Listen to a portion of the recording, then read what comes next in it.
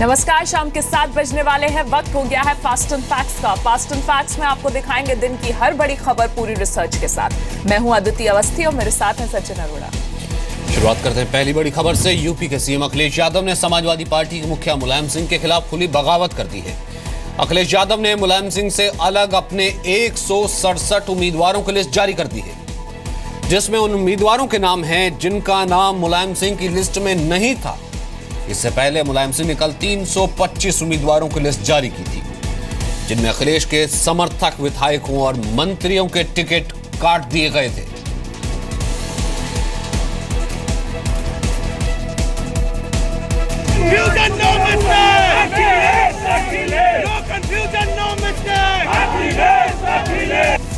UP के सियासत की सबसे बड़ी खबर,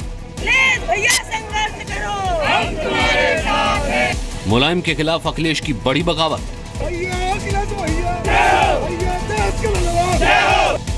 मुलायम के महारथियों के जवाब में अखिलेश की सेना तैयार। दिन भर चली बैठकों की दौर के बाद यूपी का सियासी पारा दिन खत्म होते होते अपने चरम पर पहुंच गया। कल जहां मुलायम ने 325 प्रत्याशियों की लिस्ट जारी की, उसके जवाब में आज सीएम अखिलेश ने अपने 167 प्रत्याशियों की लिस्ट जारी कर दी। अखिलेश ने अपनी सेना से चुनावी जंग में दो हाथ करने के लिए तैयार रहने को कहा है। क्या मूल मंत्र दिया मुख्यमंत्री जी ने? अरे हम लोग जा रहे हैं क्षेत्र में चुनाव लड़ने के लिए। और क्या बोला? क्या निष्कर्ष निकला है आप लोग का? मैं जा रहा हूँ विधानसभा में चुनाव प्रचार के लिए। सबके टिकट बहाल कर दिए, सबके टिकट बहाल कर दिए। अभी मीडिया के सामने आ जाएगा, सूची जारी होने वाली। हम लोग सूची जारी होने वाली, मुख्यमंत्री जी सूची जारी करेंगे हम लोगों का। मुख्यमंत्री जी क्या कहा?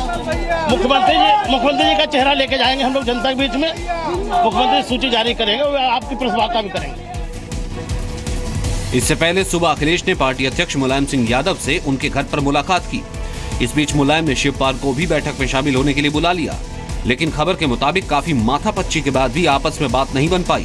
हम लोग को माननीय मुख्यमंत्री जी ने जिस आशा और विश्वास के साथ हमको अपने लिस्ट में नाम रखा मझवा विधानसभा मिर्जापुर से, उसके लिए हम लोग मुख्यमंत्री को धन्यवाद देने आए हैं। नहीं, मैं उनसे भी लोग कहूँगा, मुख्यमंत्री जी को बात करूँगा और माननीय मुख्यमंत्री जी से अपनी याचना करूँगा कि मुझे टिकट दिया जाए। मैं काफी समय से लगा हुआ हूँ। इस सियासी उठापटक के बीच लखनऊ की सड़कों पर एक पोस्टर दिखाई दिया। दावा किया जा रहा है कि ये पोस्टर उत्तर प्रदेश की सियासत में आने वाले दिनों की तस्वीर बन सकता है। वहीं बीजेपी ने समाजवादी पार्टी में इस हलचल को ड्रामा बताया है। मैंने कहा ना, वो किसी के साथ जाते हैं नहीं जाते हैं, किसको टिकट देते हैं नहीं देते हैं, ये उनका अपना मसला है। लेकिन जो 2012 के चुनाव में अखिलेश यादव जी ने जो बड़े बड़े वायदे उत्तर प्रदेश के लोगों से किए थे, उनमें वो पूरी तरह से विफल हुए। तो चुनाव मुख्य मुद्दों पर होने वाला है, विकास पर होने वाला है, जाति संप्रदाय पर ये चुनाव होने वाला नहीं है। आप किसको टिकट देते हैं, किसको नहीं देते हैं, किसी के साथ गठबंधन करते हैं, किसके साथ नहीं करते हैं। कोर इशू है 15 साल का कुशासन, 15 साल का भ्रष्टाचार और अपराध का गठजोड़। चुनाव आयोग 5 राज्यों में विधानसभा चुनावों की तारीखों का ऐलान 4 जनवरी को कर सकता है। सूत्रों के मुताबिक चुनाव आयोग ने केंद्र और राज्य सरकारों से चुनाव कार्यक्रम घोषित होते ही आदर्श आचार संहिता लागू करने को कहा है। संभावना है कि उत्तर प्रदेश में 7 फरवरी से चुनाव शुरू हों और वहां 7 चरणों में मार्च के पहले हफ्ते तक वोटिंग की तारीख तय हो सकती है। वहीं पंजाब और उत्तराखंड में एक ही चरण में 8 फरवरी को चुनाव कराए जा सकते हैं। सूत्रों के मुताबिक चुनाव के ज्यादातर राउंड फरवरी में होंगे और काउंटिंग मार्च के पहले हफ्ते में एक ही दिन हो सकती है। चुनाव आयोग ने 26 दिसंबर को ही 5 राज्यों के मुख्य सचिवों और मुख्य चुनाव अधिकारियों को चुनाव संबंधी निर्देश भेजे हैं। यूपी, उत्तराखंड, पंजाब के अलावा गोवा और मणिपुर में चुनाव होने हैं। यूपी समेत 2 राज्यों के बोर्ड एग्जाम के शेड्यूल के देर से मिलने के कारण चुनाव तारीखों के ऐलान में देर हुई। चुनाव आयोग ने हाल ही में देश भर की फर्जी 255 राजनीतिक दलों को डिलिस्ट कर दिया था। चुनाव कार्यक्रम के ऐलान होते ही 5 राज्यों में आदर्श चुनाव आचार संहिता लागू हो जाएगी। नए साल की शुरुआत से पहले पीएम मोदी एक बार फिर देश को संबोधित करेंगे। इस दौरान कई बड़े ऐलान होने की उम्मीद है। 31 दिसंबर की शाम 7:30 बजे पीएम मोदी देश को संबोधित करेंगे। अपने संबोधन में पीएम मोदी नोटबंदी की मियाद खत्म होने के बाद का रोड मैप जनता के सामने रख सकते हैं और नोटबंदी के दौरान जब्त काले धन का ब्यौरा भी दे सकते हैं। सरकार की ओर से भी पीएम के भाषण के दौरान बड़े ऐलान होने के संकेत मिले हैं। प्रधानमंत्री का जो भी भाषण होता है वो नई जानकारी लेकर आता है और देश के लिए ये एक वास्तव में बहुत शुभ संकेत है कि प्रधानमंत्री इतने क्रिएटिव बात करते हैं कि दूसरे दलों के लोग सोच भी नहीं सकते, समझ भी नहीं सकते। पीएम मोदी राष्ट्र के नाम संबोधन के दौरान नोटबंदी के दौरान जमा हुई पुरानी करेंसी पर जानकारी दे सकते हैं। इसके अलावा गड़बड़ी करने वाले बैंकों पर की गई कार्रवाई के बारे में भी जानकारी साझा करने की उम्मीद है। गरीब कल्याण योजना के तहत आए काले धन के इस्तेमाल पर ऐलान किया जा सकता है। पीएम मोदी बेनामी संपत्ति के खिलाफ कार्रवाई को लेकर भी बड़े ऐलान कर सकते हैं। डिजिटल पेमेंट को बढ़ावा देने के लिए नई रियायतों का भी ऐलान हो सकता है। नोटबंदी पर विपक्ष के हमलों को देखते हुए सरकार ने भी सभी मंत्रियों से कम 10 जगहों का दौरा कर नोटबंदी के फायदे बताने के निर्देश दिए हैं।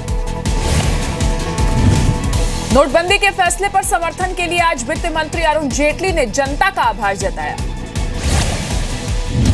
वित्त मंत्री ने दावा किया कि देश भर में लोगों ने पीएम मोदी के नोटबंदी के फैसले को सही बताया है। अरुण जेटली ने भरोसा दिया कि सरकार के पास पर्याप्त कैश मौजूद है और बाजार में जल्द ही 500 के नोट भी आएंगे। एक बहुत बड़ा पैसा जो गुमनामी में था आज वो बैंकिंग व्यवस्था में आया है और जब बैंकिंग व्यवस्था में आता है तो स्वाभाविक है कि डायरेक्ट और इनडायरेक्ट टैक्सेशन उस पैसे के ऊपर लगता है या उसके आधार पर जो कारोबार होता है उस पे लगेगा। रीमोनेटाइजेशन बहुत एडवांस स्टेज पे है। जितनी करेंसी 8 नवंबर को थी उसका एक बहुत बड़ा भाग बाजार में रिजर्व बैंक ने दे दिया है। वित्त मंत्री ने नोटबंदी के दौरान टैक्स कलेक्शन में भारी इजाफे का भी दावा किया है। वित्त मंत्री अरुण जेटली ने नोटबंदी के बाद म्यूचुअल फंड में निवेश बढ़ाने का दावा किया। वित्त मंत्री के मुताबिक 19 दिसंबर तक इनकम टैक्स कलेक्शन में 14.4% की बढ़ोतरी दर्ज हुई। नोटबंदी के बाद प्रत्यक्ष कर में 13.6% का इजाफा हुआ। वित्त मंत्री ने नोटबंदी के बाद अंतर्राष्ट्रीय टूरिज्म में भी बढ़ोतरी का दावा किया है। वित्त मंत्री अरुण जेटली ने यह भी दावा किया कि देश भर में नोटबंदी का फैसला लागू होने के बाद एक भी जगह विरोध प्रदर्शन की घटनाएं नहीं सामने आई। कांग्रेस ने नोटबंदी को लेकर एक बार फिर पीएम मोदी पर सवालों की बौछार की। कांग्रेस ने काले धन को लेकर बीजेपी नेताओं के खिलाफ जांच नहीं कराए जाने का आरोप लगाया। बीजेपी ने कांग्रेस के आरोपों पर पलटवार किया। भारतीय जनता पार्टी और आरएसएस की सभी इकाइयों के बैंक खातों की डिटेल्स 1 मार्च 2016 से 8 नवंबर 2016 के बीच में सार्वजनिक करें। झूठे बेबुनियाद आरोप लगाना आज के कांग्रेस की फितरत बन गया है। मोदी जी की सरकार की लोकप्रियता और जनता का विश्वास उनके देश के ईमानदार बनाने के प्रयास के कारण उनको परेशानी हो रही है। नोटबंदी के फैसले के बाद से कांग्रेस लगातार सरकार पर हमले कर रही है। संसद के शीतकालीन सत्र के दौरान भी नोटबंदी को लेकर कांग्रेस के हंगामे की वजह से सदन की कार्यवाही नहीं चल पाई। नोटबंदी के खिलाफ कांग्रेस की अगुवाई में विपक्षी पार्टियों ने राष्ट्रपति को ज्ञापन भी सौंपा था। नोटबंदी के विरोध में कांग्रेस ने 28 नवंबर को आक्रोश दिवस भी मनाया था। कांग्रेस ने नोटबंदी के खिलाफ विपक्षी पार्टियों की बैठक भी बुलाई। हालांकि इस बैठक से कई पार्टियों ने किनारा कर लिया। कांग्रेस ने 2 और 3 जनवरी को नोटबंदी के विरोध में पूरे देश में जिला स्तर पर नोटबंदी के खिलाफ सम्मेलन आयोजित करने का भी ऐलान किया है। पुराने नोटों पर मंजूर अध्यादेश को लेकर सरकार की ओर से सफाई सामने आई है। पुराने नोट मिलने पर अब जेल नहीं होगी। केंद्र सरकार ने अध्यादेश को मंजूरी के लिए राष्ट्रपति के पास भेज दिया है और राष्ट्रपति की मंजूरी मिलने के बाद अध्यादेश 31 दिसंबर से लागू हो जाएगा। अध्यादेश के मुताबिक तय सीमा से ज्यादा पुराने नोट मिलने पर कम से कम 10,000 रुपए जुर्माना लगेगा। अध्यादेश पर सफाई के बीच सरकार ने आज नोटबंदी के बाद बैंकों में जमा रकम पर चौंकाने वाले आंकड़े भी जारी किए और साफ किया कि बैंक में जमा होने से काला धन सफेद नहीं माना जाएगा। सरकार के मुताबिक नोटबंदी के बाद सिर्फ 60 लाख लोगों और कंपनियों ने मिलकर करीब 7 लाख करोड़ रुपए बैंक में जमा कराए हैं। सरकार ने बैंक में 2 लाख से ज्यादा रकम जमा कराने वालों की जानकारी जुटाने का दावा किया है। उन लोगों की भी जानकारी जुटाई जा रही है जिन्होंने एक से ज्यादा बैंक अकाउंट्स या दूसरों के अकाउंट्स में पैसे जमा कराए हैं। बैंकों में 500 और 1000 रुपए के पुराने नोट जमा कराने की समय सीमा कल खत्म हो रही है। इसके बाद 31 मार्च तक कड़ी शर्तों के साथ आरबीआई के काउंटर्स पर पुराने नोट जमा किए जा सकेंगे। मद्रास हाईकोर्ट ने पूर्व सीएम जयललिता की मौत की वजहों को लेकर सवाल उठाए। एक अर्जी की सुनवाई के दौरान जस्टिस वैद्यनाथन ने कहा कि मीडिया में ऐसी बातें सामने आई हैं जिससे इस मामले को लेकर शक पैदा होता है और उनको खुद भी जयललिता की मौत की वजहों को लेकर संदेह है। There was a statement from the Apollo that itself is enough, but the judge has negatived that and they said there is no urgency in moving the occasion bench.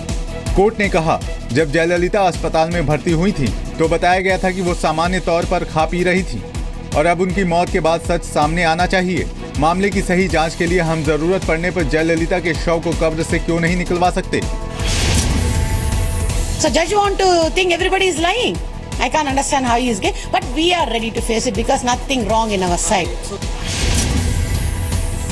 बुखार और डिहाइड्रेशन के बाद 22 सितंबर की रात को जयललिता को चेन्नई के अपोलो अस्पताल में भर्ती कराया गया था। तब कहा जा रहा था कि जयललिता ठीक हो गई हैं। उसी दौरान 4 दिसंबर की शाम को उन्हें दिल का दौरा पड़ा। 5 दिसंबर की रात को अपोलो अस्पताल ने जयललिता के निधन की पुष्टि की थी। इस मामले की अगली सुनवाई अगले साल 9 जनवरी को। जम्मू कश्मीर में आतंकवादी संगठन लश्कर ए तैयबा के कमांडर अबू दुजाना का पहला वीडियो सामने आया है। वीडियो में अबू दुजाना को साफ साफ देखा जा सकता है। आतंकी अबू दुजाना ने ब्लू और व्हाइट चेक वाली कश्मीरी ड्रेस पहनी है। अक्सर दाढ़ी में रहने वाला अबू दुजाना इस वीडियो में बगैर दाढ़ी के नजर आ रहा है। वो अपने साथियों के साथ खाना खा रहा है। ये वीडियो कहां बनाया गया है ये अभी पता नहीं चला है। अबू दुजाना जम्मू कश्मीर में कई आतंकी हमलों में शामिल रहा है। बताया जा रहा है कि वीडियो में अबू दुजाना के साथ दिख रहे लोग हाल ही में लश्कर में भर्ती किए गए हैं।